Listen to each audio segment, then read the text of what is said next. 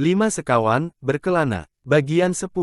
Perubahan sikap yang aneh. Nobi sebenarnya kepingin sekali ikut naik ke atas dan makan malam bersama sahabat-sahabat barunya. Tapi ia takut berpapasan dengan Lou serta pamannya, pada saat mereka kembali dari atas bukit itu.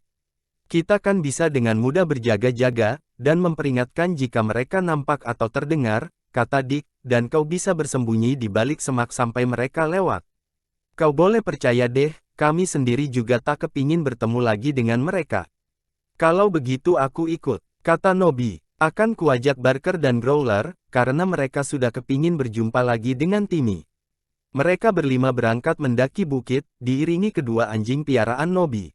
Mula-mula mengambil jalan memintas, tapi tak lama kemudian napas mereka sudah terengah-engah karena capek, karena itu mereka lantas memilih jalan yang biasa, walau lewat situ lebih jauh, tapi juga lebih mudah didaki. Mereka terus berjaga-jaga, tapi kedua laki-laki pemarah tadi ternyata tak kelihatan. Sebentar lagi kita akan sudah sampai di karavan, kata Julian. Kemudian didengarnya Timmy menggonggong di kejauhan. Hei, kenapa Timmy menggonggong seperti itu? Jangan-jangan kedua orang itu datang ke karavan kita.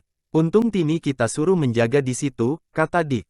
Kalau tidak, bisa saja kita kecurian. Baru saja kata-kata itu diucapkannya, muka Dick langsung menjadi merah padam. Ia teringat, laki-laki yang dicurigainya itu paman Nobi.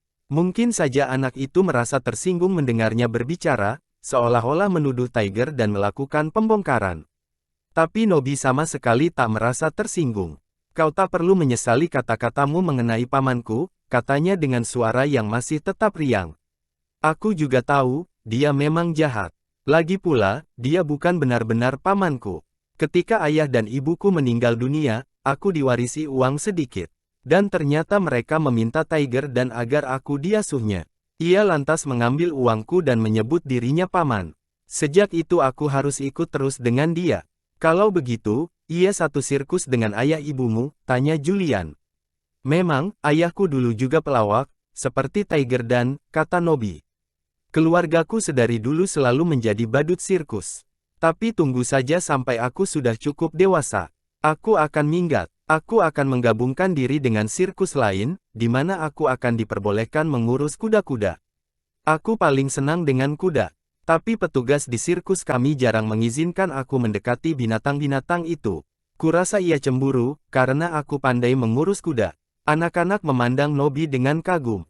Bagi mereka anak itu benar-benar luar biasa, berjalan-jalan dengan simpan sejinak, pandai melatih serombongan anjing sirkus, tinggal bersama kepala pelawak, pandai berjumpalitan dan ingin sekali mengadakan pertunjukan bersama kuda-kuda. Benar-benar anak istimewa. Dick agak iri terhadap Nobi. Kau pernah sekolah? Tanyanya pada Nobi. Anak itu menggeleng. Belum pernah. Aku tak bisa menulis. Kalau membaca, bisa juga sedikit-sedikit. Kebanyakan orang sirkus memang begitu, jadi tak ada yang mempersoalkannya.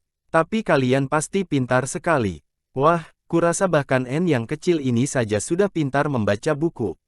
Ah, sudah sejak bertahun-tahun aku pandai membaca, kata Anne agak bangga. Dan dalam berhitung, kami sekarang sudah mulai dengan angka pecahan. Apa itu, pecahan? Yang pecah apanya, sehingga harus dihitung-hitung? Tanya Nobi heran. Tak ada yang pecah, jawab Anne geli. Maksudku menghitung angka-angka yang lebih kecil dari 1. Seperti 1/4, setengah, 7/8 dan sebagainya, tapi aku lebih kepingin bisa berjumpalitan seperti kamu, Nobi, daripada tahu caranya menghitung pecahan. Kenapa Timmy masih menggonggong terus? Tanya George heran. Sementara mereka semakin dekat ke rumpun pohon bir. Kemudian langkahnya tertegun. Dilihatnya dua orang berbaring di rumput di bawah pohon itu. Lou, dan Tiger dan Nobi tak sempat lagi bersembunyi. Kedua laki-laki itu sudah melihatnya. Mereka bangkit dan menunggu sampai anak-anak mendekat. George bersyukur dalam hati, karena Timmy ada di dekat situ. Pasti akan langsung datang jika dipanggil dengan siulan, atau seruan. Julian memandang kedua laki-laki itu. Ia heran, karena nampaknya mereka bersikap ramah sekarang. Tiger dan merengut sekejap ketika melihat Nobi. Tapi hanya sekejap saja, setelah itu air mukanya manis lagi. Semanis cuka diberi gula. Selamat malam, sapa Julian ketus. Maksudnya hendak melewati tanpa berkata apa-apa lagi, tapi Lou melangkah dan menghadangnya. Kami lihat kalian berkemah di sini rupanya, katanya. Ia nyengir, menampakkan sebaris gigi kuning. Aku tak perlu membicarakan urusan kami denganmu atau dengan kawanmu, kata Julian. Sikapnya saat itu seperti orang dewasa saja. Kalian menyuruh kami pergi dari bawah dan kami sudah pergi.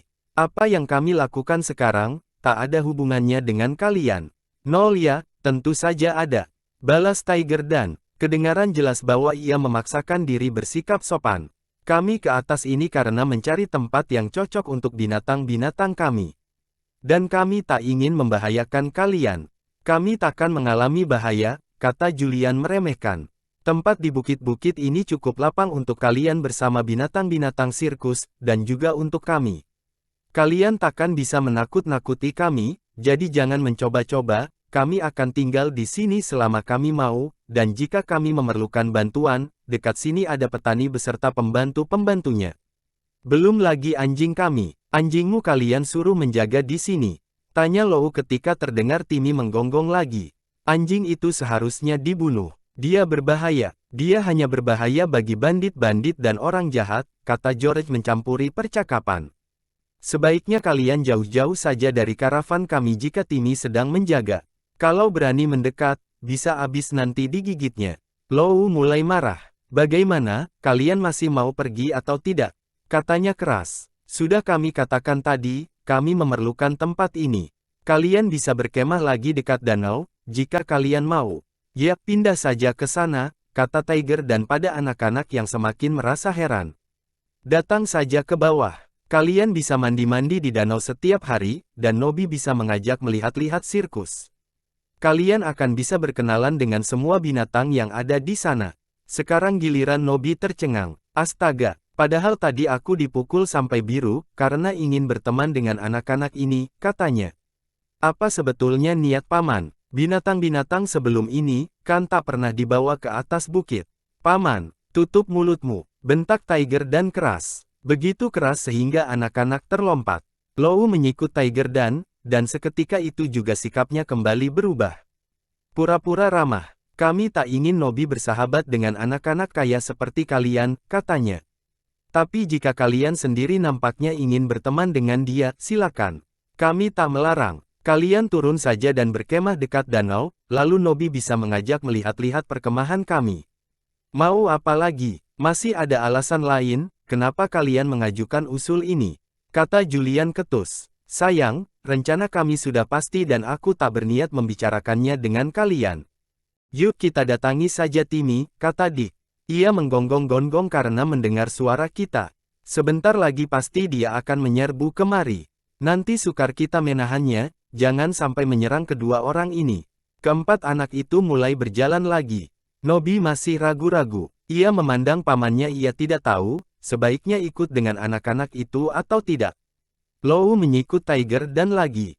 Kalau mau ikut dengan mereka pergilah, kata Tiger Dan, sambil berusaha tersenyum ramah pada Nobby yang keheranan. Bergaul sajalah dengan sobat-sobatmu yang mentereng itu. Akan banyak gunanya bagimu. Senyuman lenyap digantikan pandangan marah. Tapi Nobby lebih cepat. Ia meloncat mengelakkan tangan pamannya yang bergerak hendak memegangnya. Nobby bergegas menyusul teman-temannya. Timmy datang menyongsong sambil ribut menggonggong, sementara ekornya yang berbulu lebat dikibas-kibaskan tanda gembira. Anjing manis, kata George berulang-ulang sambil menepuk-nepuk kepala Timmy. Pandai sekali kau menjaga, kau pasti tahu aku akan bersiul memanggil jika memerlukan bantuanmu, ya Tim. Anjing baik, akan kupersiapkan makanan sekarang, kata Anne. Kita semua sudah sangat lapar, nanti kita bisa ngobrol sambil makan. George, tolong aku sebentar. Julian, ambilkan beberapa botol limun jahe. Dan dicek, isikan air dalam basi itu untukku. Anak-anak yang laki-laki saling mengedipkan mata. Menurut mereka, Anne kocak sekali kalau sedang memberi komando seperti saat itu. Tapi semua mematuhi perintahnya dan sibuk bekerja. Nobby membantu Anne. Mereka merebus 10 butir telur dalam panci kecil. Kemudian Anne membuat roti berisi daging ditumis, lalu mengeluarkan kue yang didapat dari istri petani. Anne kemudian teringat mereka juga mempunyai sirup yang dibuat dari buah frambus.